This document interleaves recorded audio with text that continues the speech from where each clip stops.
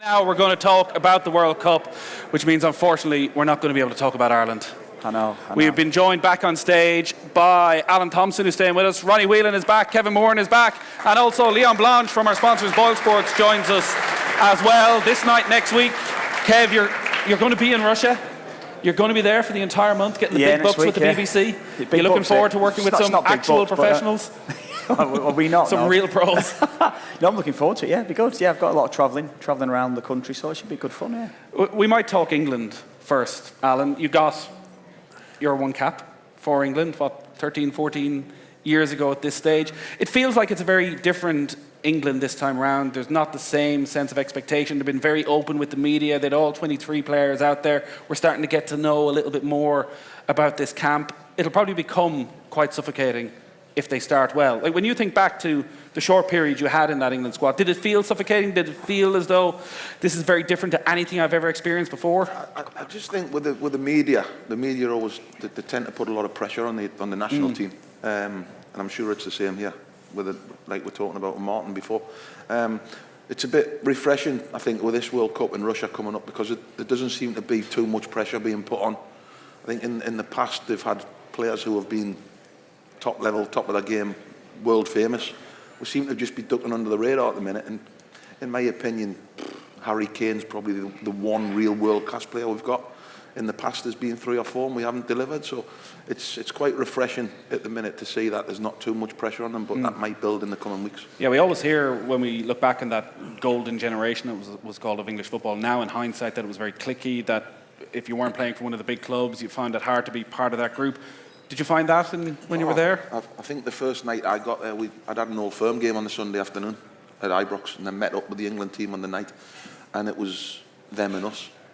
The northern players were sitting at that end of the table, and the southern boys were sitting on the bottom end of the table. So it was quite. I was like, wow, that's unusual. Normally you just get people mixing in, but I was only there once. But once was enough. Once was enough, yeah. That wasn't my choice, that was Sven's choice. He thought I was shit. Like there's a good, and they went through quite a few during that period, like experienced managers like Sven-Goran Eriksson, Fabio Capello. Like, do good managers not spot that? Can they not stop that and turn things around and work in a group and get the sort of bond that we've heard tonight from the Irish lads and the Celtic players? Some managers do try and stop it, and they try to mix the rooms up. You're staying with him because you're not talking to him when we see. But they just sneak back to their own rooms, to their own fellas again. I couldn't believe it when Gerrard and Lampard and Ferdinand were talking about it on TV, but that we didn't speak to each other, we stayed away from each other.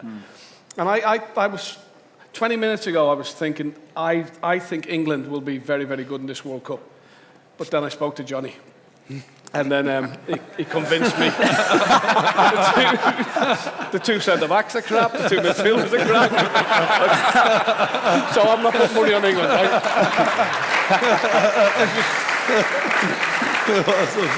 It does feel, Kev, if England are to achieve anything and shock everyone, that it'll be built on a sort of solid base, but that it's maybe that attacking talent of Sterling, Kane, Rashford, if they were to all click, that's where maybe, just maybe, they can do some damage. I think so. That's it, up front, isn't it? I don't think, defensively they don't look great. I don't think in midfield they don't look great as well. But I think it has to be that way as well. I mean, Alan just spoke of criticism of players, and maybe around that time, the hype from the media, the press that's been put on players as well. So it's interesting you see in the last few weeks what the criticism that Raheem Sterling's been given, that England all of a sudden they've gone, to tell you what, we're going to have to go the opposite here. We're going to have to let all the press in, speak to the players, every one of the squads involved in that as well.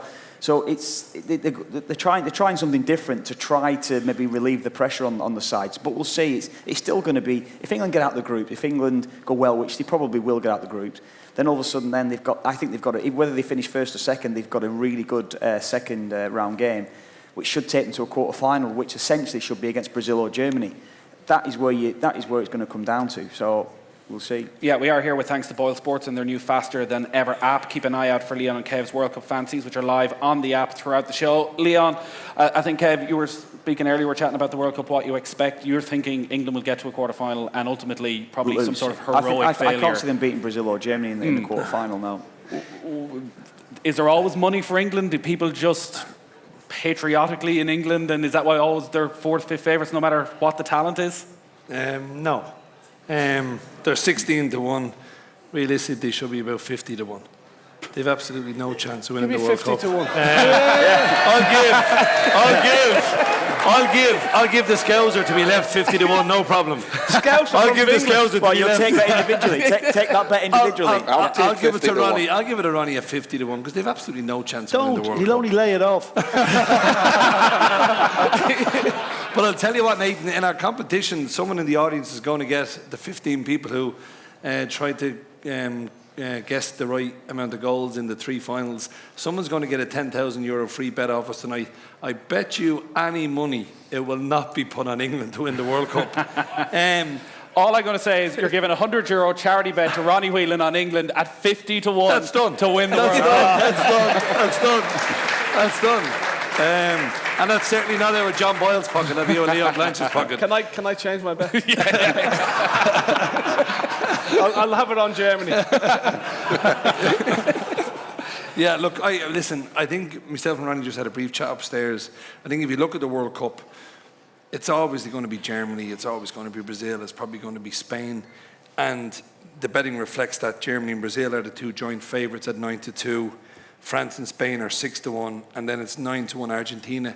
I just don't know whether Argentina have a good enough overall team to go and win this World Cup. I think Belgium are a side that if they can come together as a team, they could be a dark horse, but they're not really a dark horse in terms of price. They're only 11 to 1. Like if you were looking at a side at a big price, it's Uruguay at 28 to 1. I think with the likes of Suarez and Cavani, as Ronnie said to me upstairs, they should score goals in the group stages. They should get through easy as group winners. And you always want to try and win your group to set your path, to make it easier to go on to the latter stages. I don't think England are even capable of winning the group. I think Belgium will win that group. That's why we're pushing them out to evens for Belgium. I think they should be able to beat England in the final game. I just don't know about England. I think they're average. I think England will score. England won't score as many in the first 2 as Belgium will, and Belgium could play out a draw on top of the group. So I think that's the thing that could play heavily in the favour. I think Belgium. Kevin, when you look at those English defenders that we've spoken about that John was saying aren't particularly good, is that an area you would worry? Like playing Kyle Walker, who's been one of the outstanding fullbacks as a centre-back, as on the right of a 3-man defence. Can you understand I think if you just look over the whole, it's not even the defence, I think the whole team in general, you know, I'd have worries about them. You know, I mean, you always want them to do well. It's where we've all played our football from that point of view. But when I look back in the last Euros, you know, and you see England getting the best draw they ever could, which was against Iceland, and to see how badly they played then against that and to lose, that is the problem with English football then as well, and with the team. And there's so much expectation they don't. So for that reason, maybe there's a chance, but in general, they just don't perform when they're expected. Kev, you've managed a lot of players. You've been an agent to a lot of players as well over the years as well. So, maybe in relation to the criticism that Sterling's received, or whoever it would be, what would you be saying to if you were looking after him now, or looking after some of those big England players? Would you be giving them sort of information on a daily basis, or would you just be one phone call before they set off? You would be in touch with him, but I think he's handled that brilliantly, and fair play to the England setup. They've handled it brilliantly as well on his behalf. They've come out very much and backed him on what he has done. You know, so there's no problem as regards that. I think an agent and the management have got to go hand in hand together, and there's no doubt about it. I think he's getting the best advice is going, and he will go into this tournament without a problem. Then this is a typical media reaction, jumping on something, just jumping on the bandwagon to create a story. You must remember it's difficult for the media these days. You know what I mean? Everybody knows whatever happens. It's instant. Reaction to what happens around the world, never mind just where you are. So therefore they have to look at another slant, a different area to look at. And this was classic case of Sterling picking on him over the Tachil. And I'm delighted with how Gareth Southgate has handled it. And I hope he just goes on and does well. Ronnie, we're going to be hearing a lot from you over the next couple of weeks. You're going to be in Russia as part of RTTV's coverage. So Leon went through the top 2 teams there are Brazil and Germany the defending champions, and they're in a position where they can leave the talent of Leroy Sané out. And it feels, even though they have Neymar, Coutinho, Gabriel Jesus, Firmino, that it's a very different Brazil. It's not the flamboyant. They're built on a pretty solid base. Is it the next 2 teams then that are the most interesting, France and a seemingly rejuvenated Spain? If they click, we could see some sensational football. A few months back, Spain beat Argentina 6-1, wasn't it? And they run, it could have been 12. And they looked really, really good. I'm not sure they're really good enough to win at Spain. Why? You start losing players. Players are getting older. The will to win is not as much as it was 4-6 years ago when they won every competition. I just feel that players go through a period and then okay, we're not good enough, or we try to be good enough, but we won't be. And that's why I wouldn't go for Spain. But I was in the Confederations last year and watched a second team, Germany, play so well. And then you're looking at it and you think, these have got 10 better players to come in. And you're thinking, if all my money would go on Germany this year. Didi Hamann said he wasn't so sure about it, but all my money would go on Germany this year. But the Uruguay one that we talked about, because they finished above Argentina in the playoffs, or to get to the World Cup. And they've got Suarez, they've got Cavani, they've got Godin centre-back, but they've got good players all round. I'm not saying Uruguay are going to win it, but I think they'll go a long, long way in this one. I don't like the whole Belgium one again. They have all the players, but they never seem to be able to do it in major competitions, and I don't think they're ready again for this major competition. Yeah, Belgium are an interesting one because in Alderweireld they probably have arguably the best defender in the Premier League in his day. Courtois is an outstanding goalkeeper. De Bruyne, Hazard, two of the players of the season over the last couple of years. Alan, do you just look at Roberto Martinez and wonder if he has enough about him defensively to keep them in the competition? It looks as though they're going to score a lot of goals. Yeah, well, they've got all the attributes within the team. But can they keep a clean sheet when they need to?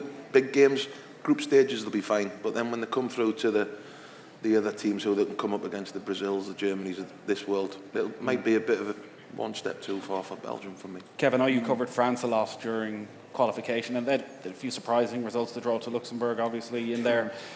But the sheer amount of talent that Didier Deschamps has, and they went very close at Euro 2016. They disappointed in the final. Kylian Mbappe could be the next true superstar if he's not already there, if he delivers at this World Cup. But we probably said the same about Anthony Martial during Euro 2016, and Deschamps couldn't get the best out of them. But where do you see France heading into this? Well, they seem to have that bit about them where it's more destructive nature within the squad. They don't seem to, in my mind, when you look at them, they've got probably the best squad of individuals. That's the way that it is, or certainly right up there with the best individuals. Certainly defensively, you look at Varane, you look at midfield, you've got some talented players up front, Griezmann, Mbappe, whoever it would be. They've got a good as chance as anyone. But is this destructive nature that's about them, is that going to be there? Deschamps seemed to have it right during 2016 at the Euros. I don't know. There seems to be Pogba's got this YouTube channel thing that he's got up and running, hasn't he? Prior to it, he's got some shorts up and running, and this sounding seems to very be like a 40-year-old right now. No, I'm not saying that, but he's got a show that he's been running. Got a YouTube channel. Yeah. What'll they think of next? Well, whatever it is, a program on YouTube. There you go. You have an Instagram account, Kev. I know it's probably private, but private. Yeah, there you go. But no, he's got this, and this seems to be quite diverse within the squad. If you believe what you're reading, it's not gone down too well. So I don't know. I don't know. Yeah, I couldn't lay my hat on France. That's all I would do. I wouldn't necessarily say I'm going to back them with any conviction. Yeah, I guess that's the great unknown, that France have the talent, Kevin, and you don't know if this French team are going to be sitting in front of an audience in 20 years' time thinking, yeah, we loved each other. We looked around and I knew I could trust the guy next to me with my life. Yeah, how can you trust some of those French? There's no chance. You couldn't really, you know.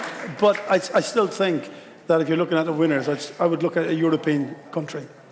You know, I'd look at, so therefore my money would either be on Germany or Spain. You know, and they're the top ones as well.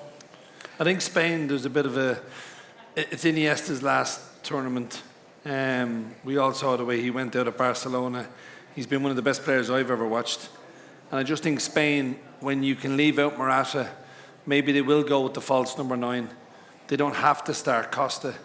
They have a lot of players in there that can chip in with goals. David Silva, they've got Asensio, the lad off Madrid who was taken off for Bale, Isco. Yeah. And they just seem to play really, really good football. And I just have a feeling for Spain. Ramos knows how to win. Love him or hate him, I'm a Liverpool fan, but you've got to respect what he's done. He just gets the job done. And I think in the World Cup, he'll be one of their key men. And I just think they've the best goalkeeper in the world. I think De Gea will definitely get Spain through in the knockout competitions when it comes down to those one-on-ones or that one big save or that one big miss from an opposition striker. He is the best. I mean, for me, I'd go Spain I mean, if you look at the betting, as we've already talked about, but I think even if you're looking at top goal scorer, I mean, Spain don't really feature until Costa at 20-1. So it goes to show you, I think they have a squad that will all chip in with a goal or two here or there. Top price is Messi, no surprise, 9-1. But Neymar, we're pushing him out to 12-1. Brazil have got quite an easy group, and I think he's coming into the tournament fresh. I'd be surprised if he doesn't knock in at least 3 in the group stages, and then they'll go on to the knockout. Have you noticed what he's trying to do here? Yous all going back Spain, and Germany are going to win it. I'll tell you what I'll do. I'll give a head-to-head with Ronnie Whelan. I'll take Spain. He can have Germany. We'll have another 100 quid. He'll go for it. Ronnie won't be able to afford his flight home from Russia at this rate. God knows where you're going to end up stuck. As outsiders then, and maybe it's more on the top goal scorer market there, like a team like Egypt, if Mo Salah gets himself back fit and clicks and it all just works for him. Like, I know you like Senegal. You think that they might be able to do something? I don't think that. I just think that group is such a fine group, that they're a finely balanced group. They've got Colombia, Japan, and who's the other one in that group there? Colombia, Poland, and Senegal, Poland. yeah. I think the third or even fourth favourite, Senegal, to get out of the group. I'd fancy Senegal to get out of that group. I think they'll qualify out of it. So that's why I'm going to go with them. Don't necessarily, because I think they play, if they get out as a second, they'll play the top of England's group. And if they get out top, they play second in England's group. So I think England and Belgium will both get to a quarter-finals, because I think they've got an easier draw getting out of it. That's why I think if you're looking at it further on, that's a good bet, though, I think Senegal getting out. Who do you think's going to win it? I fancy Spain as well. I think they've got experience defensively. Goalkeeper, yes. I think they've got the good core of the side. Iniesta, the last tournament, Ronnie's touched on it, might be the end. Yeah, I understand that. But I look at the youth around them, Asensio, Isco, all these players around it that have been really good for Spain recently as well in qualification, getting them there in the friendlies. I fancy Spain, yeah. Alan, what are you looking at? I'm going to go for Argentina at 9-1. Yeah. I just think, I don't know, something about Messi. Nobody'd have a problem with that. You'd love to see it, wouldn't you? And I know people say, well, they're not particularly strong as a group, but no, what they weren't in '86 with Maradona. They weren't particularly strong then, and they went on to win it in '86. I've got a sneaky feeling that he might just do it this year for his career's sake, you know. Ronnie, I think we know. Spain, I'll go Spain.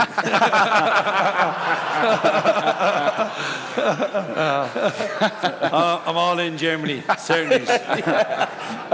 Muller top scorer in Germany to win the World Cup. It's all in. I'll tell you a good one. I don't know what price he is. If he plays, Timo Werner for Germany. If he plays, he's been scoring a lot of goals for Germany. Yeah. He's a 14-1 chance to be top scorer. Yeah. He would have a half decent shout. Kevin, go on, wrap us up. Well, if Ronnie gave me half his bet at 50, what he's getting here for Germany, but if I really think, I'd think it's Spain. I think Spain are the ones to look out for. All right, there you have it. My thanks to all our guests tonight, to the lads who've hung around for our panel. Let's hear it for Kevin Kilbane, Alan Thompson, Ronnie Whelan, Liam Blanche, and Kevin Moran. Thanks as well to Vicar Street for giving us the run of the place tonight. To Leon and to Boyle Sports for getting involved and making all of this possible. To our other guests who didn't come back, Ray Houghton had to fly back quickly. To John Giles, who is still upstairs and is hanging around as well. And of course, to you, our fantastic audience, thanks a lot for coming around tonight. Get well soon to Big John Hartson. Don't tell him we spoke about him at any stage. Don't tweet him, do any of those things. Thank you, good night.